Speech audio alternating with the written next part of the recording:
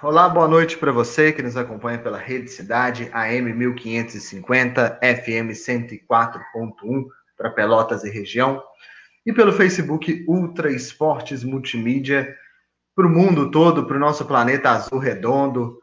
É redondo sim, não adianta espernear não. Hoje chegando para o Expresso das 8 do dia 24 de março de 2021, são agora 8h05, horário de Brasília. Na verdade, eu até mudo meu cumprimento hoje. Saudações alvinegras, já que amanhã, dia 25 de março, é aniversário do meu time do coração, o Clube Atlético Mineiro. 113 anos do Clube Atlético Mineiro. Pois é, vamos lá? Vou começar aqui dando um alerta de spoiler. Então, se você não chegou até onde eu vou falar, é a hora de você pausar o vídeo, dar uma segurada para você assistir depois. Se você está ouvindo pelo rádio, não tira da rádio, não. Só abaixa o volume, continua dando audiência para a gente, porque eu vou falar dos 5 primeiros episódios da temporada nova do Drive to Survive, que foi lançada no dia 19 de março. Eu já assisti até a metade. Então hoje eu resolvi falar um pouquinho dessa primeira metade de temporada, minhas impressões, um pouquinho sobre os episódios, e vou destacar um episódio que eu gostei bastante e um episódio que mudou um pouco a percepção de algumas pessoas na internet sobre um piloto, e que eu vou discordar dessas pessoas. Então, se você ainda não assistiu até o episódio 5 da temporada do Drive to Survive, pausa o vídeo, depois você assiste. Se estiver no rádio, abaixa o volume, daqui a 8 minutinhos você aumenta o volume de novo e continua na Rede Cidade, ok? Vamos lá. No primeiro episódio do Drive to Survive, eles abordaram muitos testes de pré-temporada, né? Então foi ali uma filmagem dos testes, né, mostrando aquelas imagens em câmera lenta que a Fórmula 1 usa, dos pilotos enfileirados, deles andando em direção à câmera, e uma primeira polêmica, uma primeira controvérsia sobre o carro da Racing Point. Para quem não lembra, no ano passado, as Racing Points foram chamadas de Mercedes cor-de-rosa, inclusive, porque elas se assemelhavam em excesso às Mercedes de 2019. Então, ali já houve uma percepção latente de que a Racing Point parecia muito as Mercedes, né? E aí, querendo ou não, acompanhou-se um pouco mais a Racing Point nesse episódio, né? Durante os testes ali. E também nesse episódio a gente foi dos testes até ali o dia do Grande Prêmio da Austrália, o dia que tudo foi cancelado, né? E foi interessante de ver ali como que foi a movimentação no paddock, né?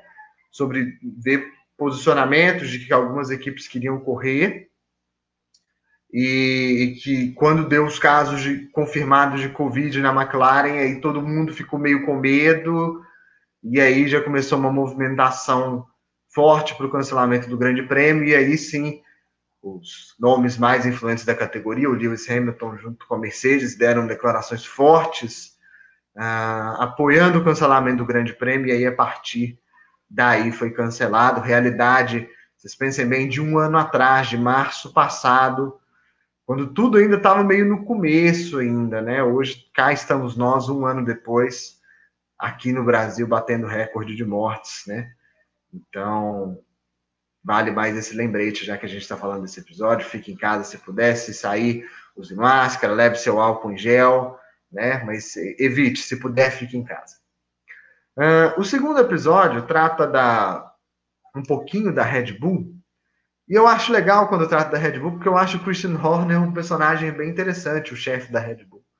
Né? Como que ele utiliza realmente o Toto Wolff, o Toto Wolff, chefe da Mercedes, até fala nesse episódio que o Christian gosta de criar picuinha, gosta de ficar provocando, e é mesmo, né? Deu para ver nesse episódio que o Christian gosta de levar para um campo psicológico a luta, né? Mas a gente até vê nesse episódio que a Mercedes ela tá tão acima, né? O Toto Wolff ele fala, não, a gente nem se preocupa muito com isso, a gente se preocupa em fazer o nosso, né? E isso fica bem nítido quando lá no primeiro Grande Prêmio da temporada, no Grande Prêmio da Áustria, tem a punição para o Hamilton, porque a Red Bull protestou, né? A Red Bull vai, protesta, a questão da bandeira amarela, Inclusive, quem consegue as imagens do trecho que o Hamilton passa acelerando em bandeira amarela é a própria Red Bull.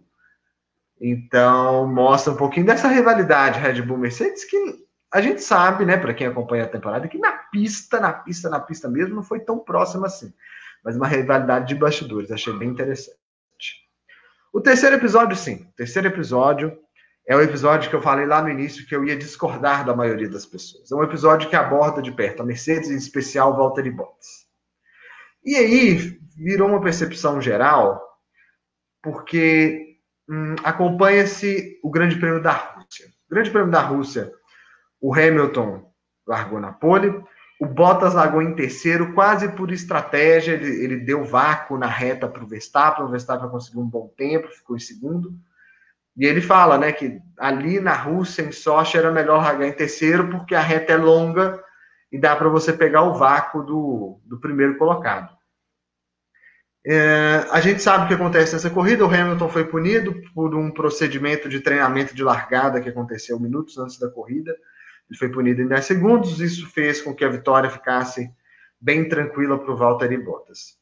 E aí, o que ficou marcado foi justamente tanto as cenas do Bottas, né, no início, dando depoimentos sobre situações que ele passou da Mercedes, quanto a cena depois que ele ganha e que a equipe já foi embora, não tem ninguém muito para comemorar com ele.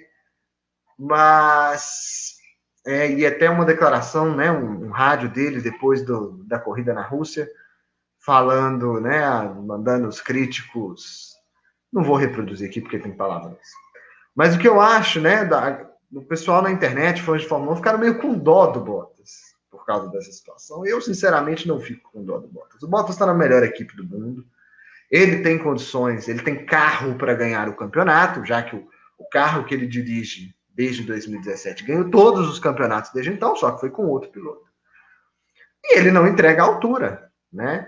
E eu acho que o segredo para o Bottas, num momento como esse de instabilidade, ele tem que falar menos e pilotar mais. Todo ano vem essa história de criticar os críticos, de calar os críticos, de tentar bater o Hamilton. O Bottas tem que trabalhar, o Bottas tem que parar de falar.